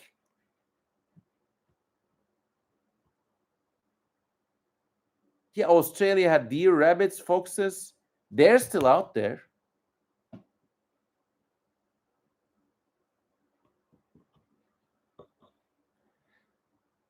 It can, I think, only work in places like Hawaii or one of those last few islands of New Zealand. You can't really control nature at any scale that's bigger, to be honest.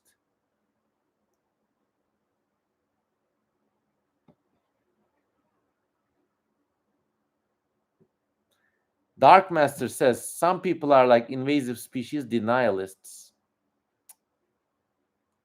My philosophical stance is that unless it's a habitat you can control every square feet of, and unless it's a creature you can track down to the individual in that habitat, if you can do that, I think it's fair to control things and extirpate things. But if you can't do that, you're just murdering things in a moot principle. And I personally won't do that. But also, I would not go introducing cats to little islands. You know, that's bioterrorism. That's something else.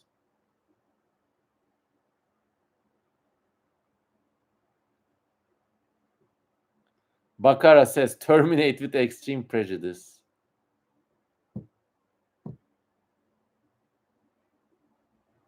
And sometimes invasive species can turn out to be analogs for things that were driven extinct by humans in the first place. One could argue that cattle in Australia are now doing what the diprotodonts and the giant kangaroos used to do.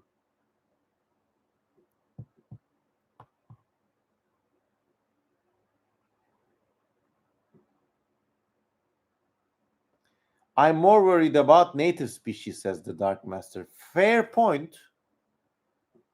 If you have a yard, you should, I think, plant native flowers and not introduced flowers.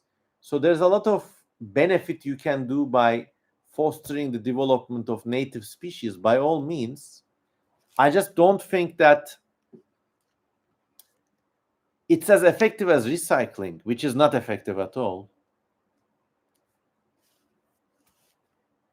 College educated people killing introduced animals on site. It can only work on islands. Jerry Caleb says, I'd rather have kiwis or the kakapo in an island. Of course. In New Zealand, it can work. I'm talking about, like, remember, this conversation started with non local woodlouse spider species in my isopod colony.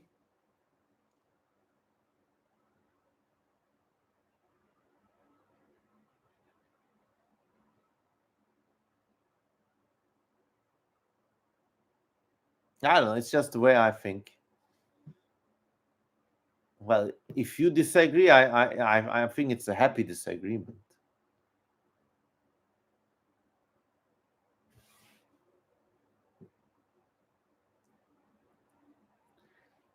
I have to head out, says Dark Master. I hope you have a good night. Thanks, man. And look, I never look at these things as debates. And thanks for the civil exchange of ideas. It's very rare in this day and age. What would be your advice to someone who's really scared of animals, says MGO?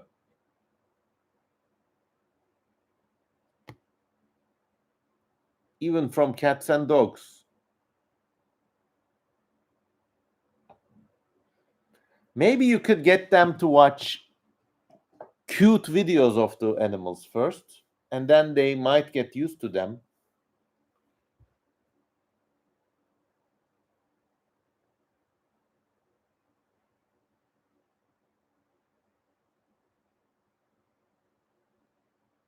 Other than that, I don't know, maybe you could get them plushies of the animals and gradually get them used to them.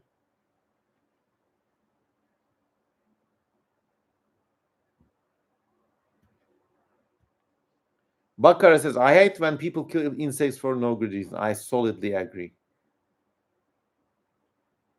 It's a disgusting thing. It's one of those, like, red flags. Like, if a person I'm hanging out with does that, I immediately break contact with them. When I was younger, I was also, like, very rude and vindictive about it, which was cool for a while. But then I matured.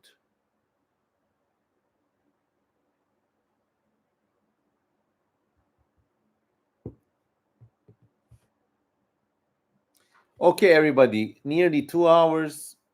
This was a really great chat. I hope you enjoyed the lamp. I hope you enjoyed the isopods.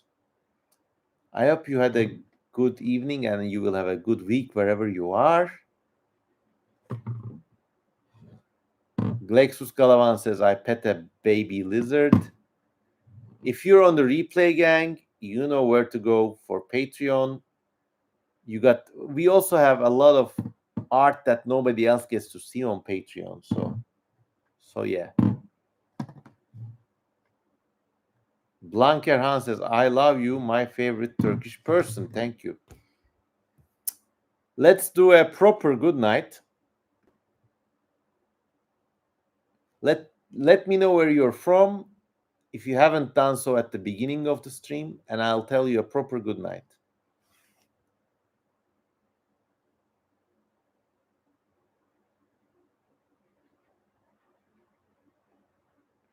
Ed says, always interesting to hear you speak. See you later. Thank you. Good night to Baccara in California. Well, a good day. Good night to Blake Richardson in the USA. Good night to EC. Good night to B. Good night to MGO from Ankara. Good night to Niridian from the Netherlands. Good night to Lexus. Blanker Hans, good night from Schleswig-Holstein. Good night to Germany. Auf Wiedersehen. Good night to Jerry in Georgia, USA.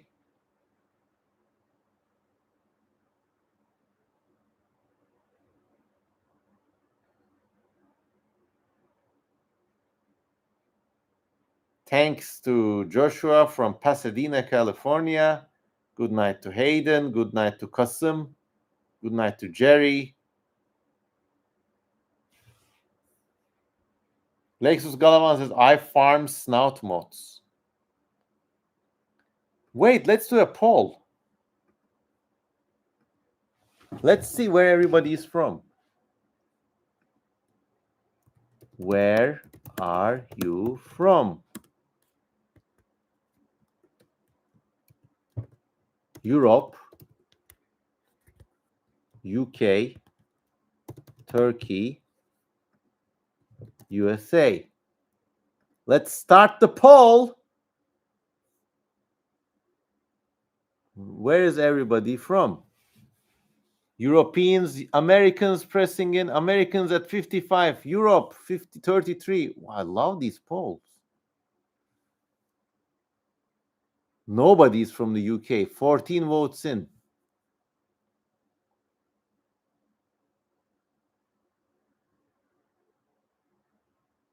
A few more people.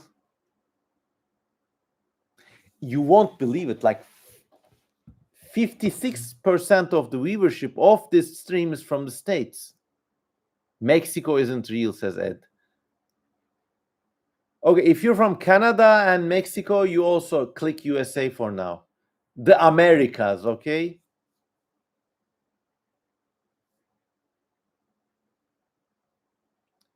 30% from Europe, 17% from Turkey. Proud to have such an international viewership. Yes.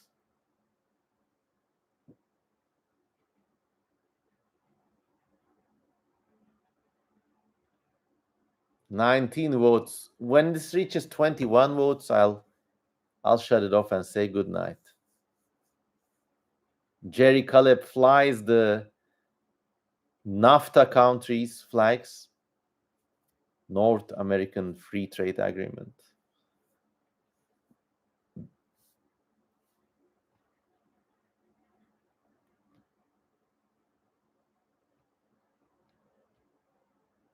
To be honest, I think it's never going to happen, but the three countries should unite or form something like the EU.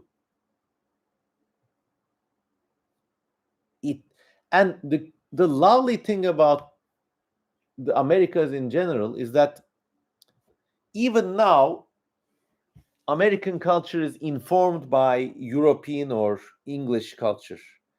But in a century, in 200, 300 years, it's going to evolve in its own trajectory.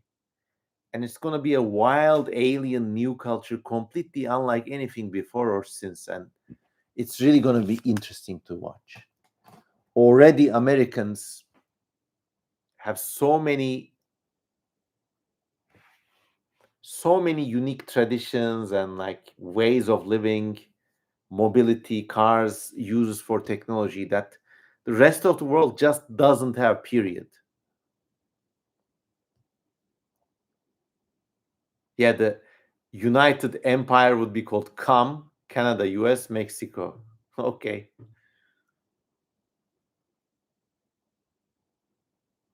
There would be mass unrest between cultures, says Lexus Galavan. I agree, but in its current incarnation, like advance this 400 years. In 400 years, there's nobody's going to care about Italian Americans, or dare I say even African Americans anymore. There'll just be Americans. They wouldn't mix. I mean, there would still be ethnicities and different communities, but things would settle down. It would net. It's only it's only mass unrest happens when you quickly bring in a large number of people, and that's what we're seeing now. But if you let things settle down for like 2 3 centuries, the carrying capacity of the continent is not even halfway full. Imagine a world where America is as closely packed with cities as Western Europe is, or as storied as the United Kingdom is.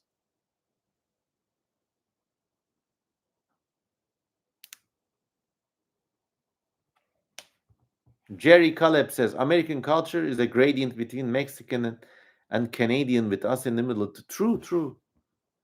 So I think you could just expand that gradient and make it one, maybe not one country, but one polity. Blanker Hans says, I love Turkish people in Germany. I wouldn't be the same without Döner. Turkish people literally built Germany from the ashes of the war, rebuilt the country. And I think they're head and shoulders apart from Merkel's group of immigrants, which seem to be, at least now, people who came in from Syria, Afghanistan, the Levant. They seem to be more, well, they didn't come, most of them didn't come with their families. And that's where the problem is. If you're just like bands of single horny men, you're going to have problems. Even more so with the cultural and religious difference. But yeah, the Turks came there as families. Unlike, that's also a major distinction. I'm going to call them Merkel's immigrants now, even though it wasn't really Merkel's fault. You really couldn't stop this wave of immigration after the wars in Syria and the Arab Spring were launched. When there's a will, there's a way. But yeah, those migrants have something more predatory about them.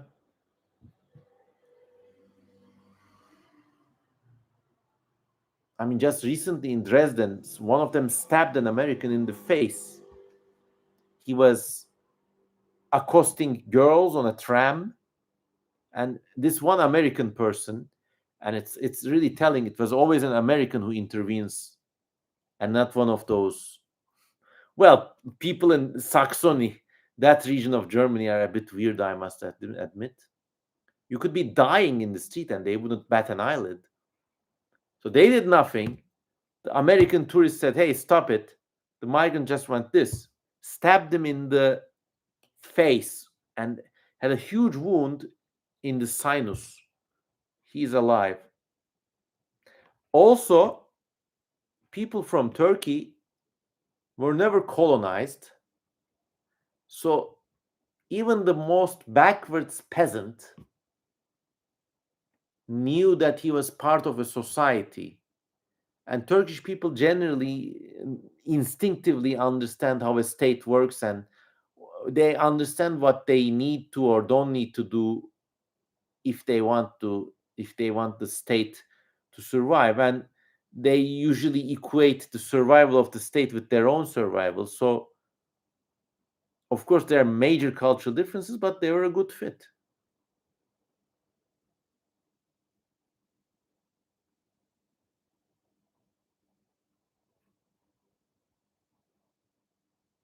Like when Turkish people came to Germany, they knew how to carry on a trade, how to operate a business.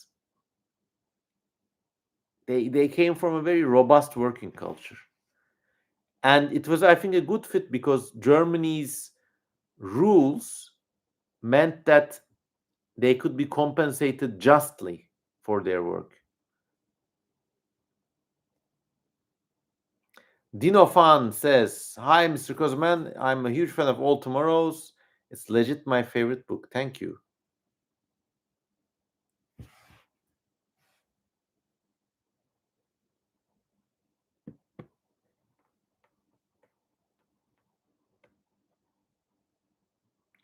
Lexus Galavan says, "Americans can't be playing speak police in other cultures' theater that don't have American values." Look, if somebody is getting attacked by a rapist coded man, if two women are being attacked in a tram by a rapist looking guy,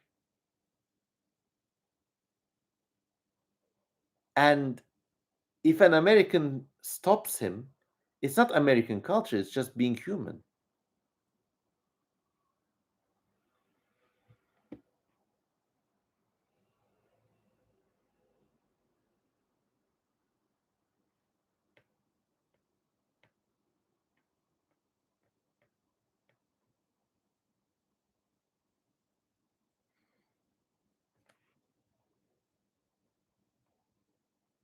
B says, "It's awful how German government blames immigrants from that area today. One of the worst things I think is the claim that imported anti-Semitism."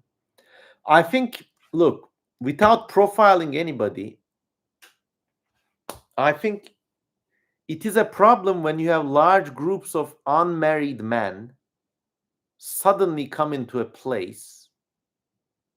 I mean, it's going to be problematic. I don't think it's baked into the genes of those people to act that way, but it's a matter of society differences. And it's also, when you find yourself in another country, it's very difficult not to be spiteful against people who are doing well off there. So it's a kind of weird dark kink of human psyche, human psychology. But yeah, I mean, Germans, I'm not talking about Germans in my audience here tonight, but they got this other weird kind of like I've been in Germany, I've lived there for a while. I You know why Freud grew up there? Well, in Vienna, but you get the idea. You know why Schadenfreude is a thing? They have this other kind of, it's not even racism. I must choose my words carefully.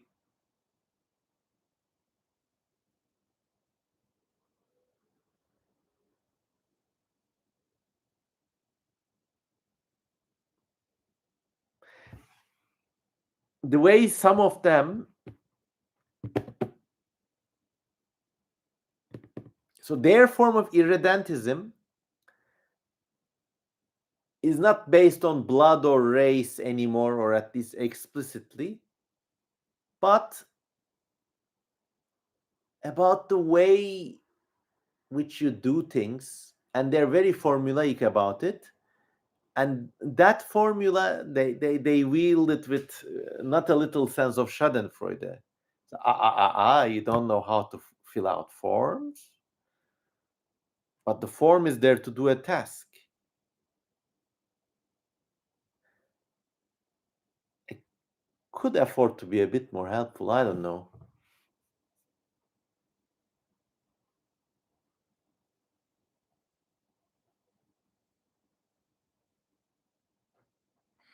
Home remedy: if you got a mosquito bite, you could run hot water over to make it stop. Yeah, I got one here. I actually scratched it so much it's bleeding now. Pew, pew, pew. So it's that.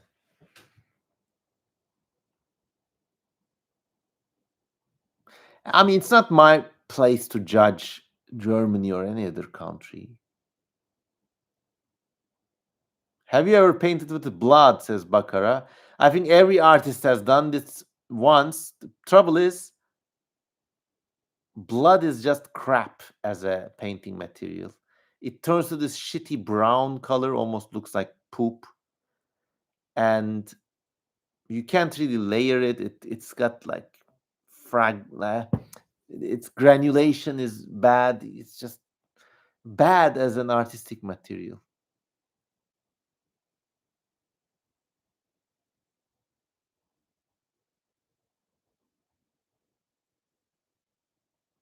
Dinofan asks about all tomorrows, but it's a principle, especially at this hour, not to talk about all tomorrow's plot reveals.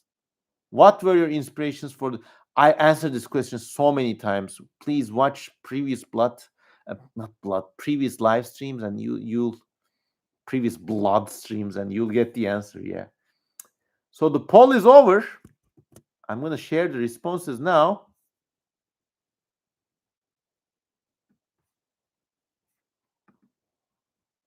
Boom.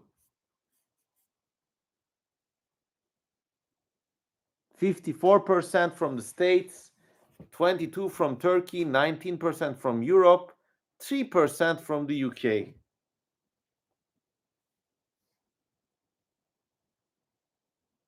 So I also hate to be this outsider judging in. And look, the problem with global migration, I'll say this much. It started only because of the Arab Spring, the Syrian war, and the wars of aggression in that region. After it started, Europe took them in, not because they were nice, not because they believed in democracy, but because physically there was no way to stop them. Physically, the only way was to maybe drone strike every boat, and they couldn't do that. So that's that. Physically, when there's a will, there's a way. We have global trade networks that can. And this is made in China. Comes from here to China, probably goes to Europe. The same road can and will carry people. It's just that easy. So they had no way to stop it. And you wouldn't believe what people did to get there. That being said, especially with extremist Islam, some people there really, I mean, it was a great failure of the center left in Europe and the UK not to tackle the problem of grooming gangs and rape and murder committed by these newcomers. And now they didn't nip it in the bud. Now they're reaping the whirlwind. Now they're going to empower people like Nigel Farage or far more right-wing people in Europe. It won't be a kind of like they made this happen because in the UK, for example, when these grooming gangs were running rampant, the only people who spoke about this were morons like Sargon of Akkad or the UKIP lot. If one centrist, or not even centrist, like somebody like Keir Starmer had spoken about this 10 years ago,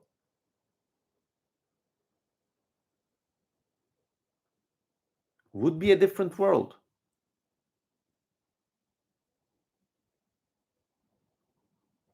But yeah, I was maybe too harsh on Germany. Here's some things that I like about German culture.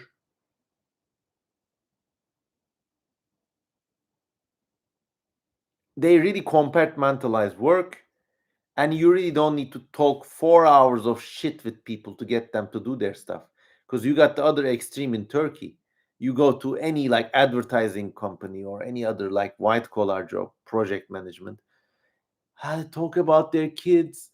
Goddamn fucking kid has an iPad. Like talk, yap, yap, yap, yap, yap for 5 yaps for one unit of work. You don't necessarily have that in Germany.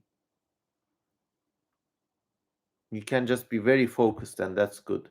Also, with supermarket food, they're great. Fucking amazing. Fucking amazing. German supermarkets. Oof, I love that. Also, they're pretty good stewards of the land, the environment, urban spaces are really well managed.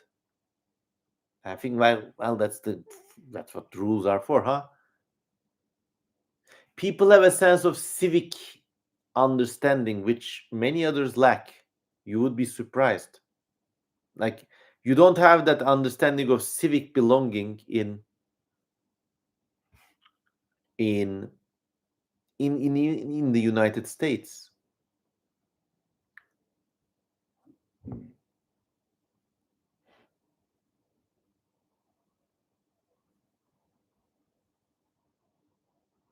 Jerry Caleb says, "My father this does business with Germans, and they're no bullshit." Yes.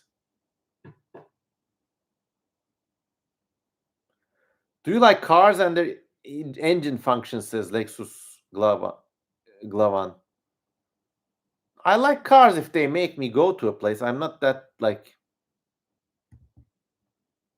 intense about them. Oh, it's just like this kind of engine and like I like driving stick shift though.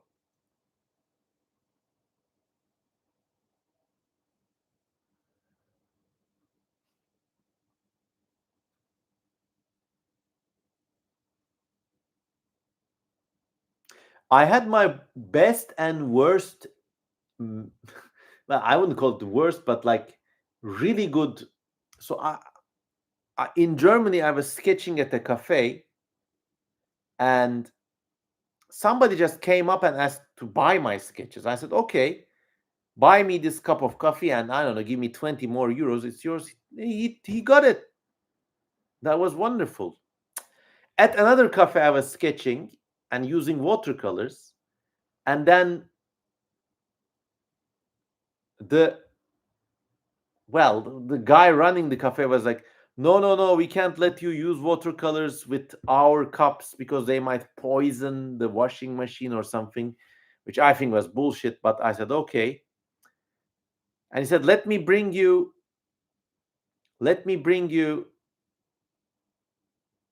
something from the kitchen so you can use your watercolors in that, a disposable container." He brings in the disposable container, and it has this phrase written on it. Are you ready?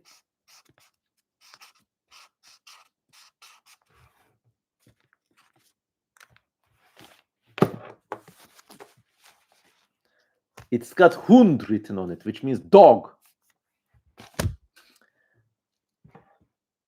They said, "Oh, it's for the dogs thing," but I just brought it to you because you can use that for now your paintings. I, for the life of me, cannot unsee that as like a 4D chess insult, which is funny. But yeah, that was that the Hund water guy from an unnamed cafe.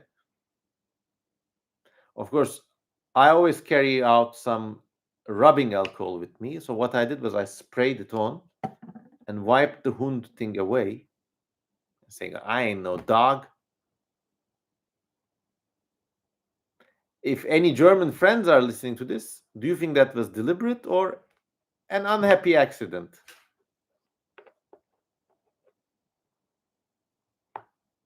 I almost went up and said, "Nein, nein, ich bin kein Hund. Ich bin Jude." That would have sent him running. Ich bin ein Solid Gold Sepharadischer Jude aus der Türkei. This happened, of course, in Dresden.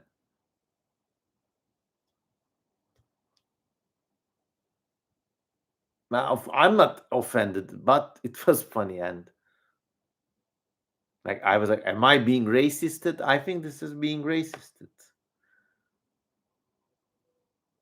Ich bin ein Jäger means I'm a hunter. Oh, Saxony, he was just being, I think so too.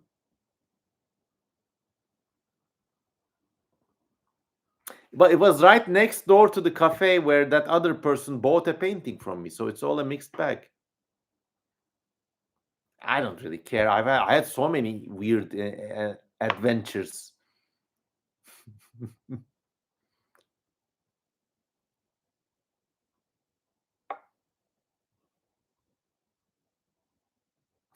categorically anything Eastern German that happens is mostly racist. Well, they had the GDR experience too, which I always find very cozy.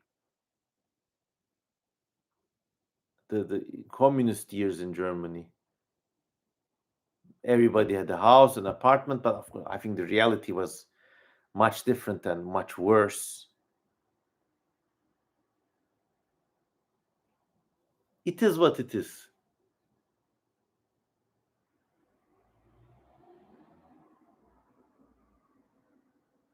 He's not a dog, he's a dog, says Bakara. Yes.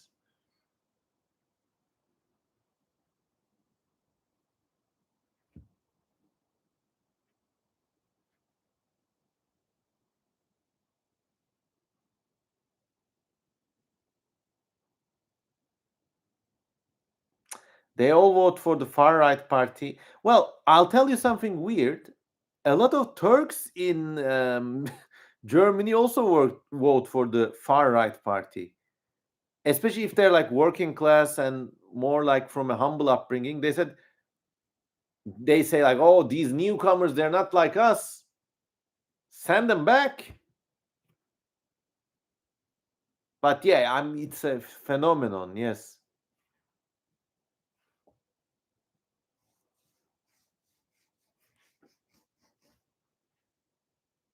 it's an overall very beautiful and diverse country. I think Germany. Every region has its own quirks and specialities. I really like that.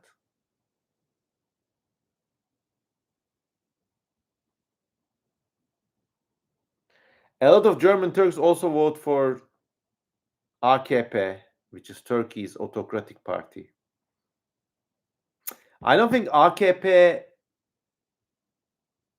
despite being right wing coded and autocratic, it cannot compare to the right wing parties rising in Europe and elsewhere because they had a solid grasp on power.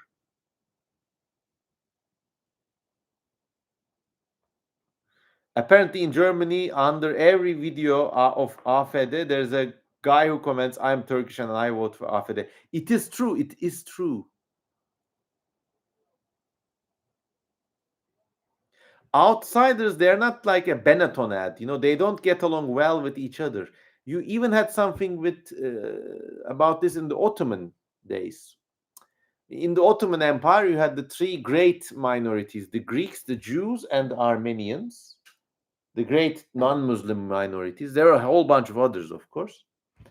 But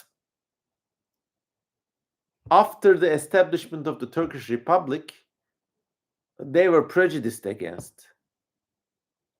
But in the last 20 years, it became fashionable to identify with these people because they were seen as more urbane and sophisticated and pioneers of the arts and culture and stuff like that, which is half true. So now you got people from Turkish people whose own parents probably did not grow up in a big city, but they're glazing these Armenian food, Greek architects, yes, Jewish music, how nice, how diverse. What little do they realize that, for example, even now, the Turkish Jews actively hate the Turkish Armenians to the degree that they have a slur word for them. It's called raton, which means the rats. The Armenians and the Greeks historically had like they see themselves as being on the same ship, but they don't get along well. So opposition to the majority, if it's fragmented, they don't get along well. I have to get going, says Blake Richardson. Good night. Sounds like Americans saying they're 1/16th Cherokee. Yeah, but that has another story, huh? With the Indian casino deal and stuff like that.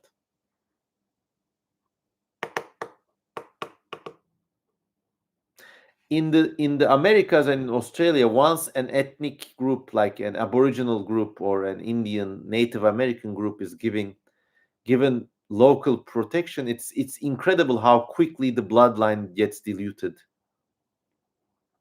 Bakar says, have you watched Severance? No, I want to. God damn everybody, it's 2 a.m. Need to go. But this conversation was wonderful. Look, the police are just passing in the background, looking for people who stayed up too late.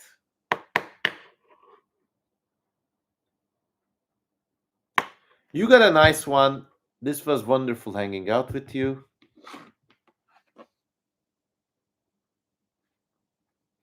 I'm gonna shift my light to blue. Boom.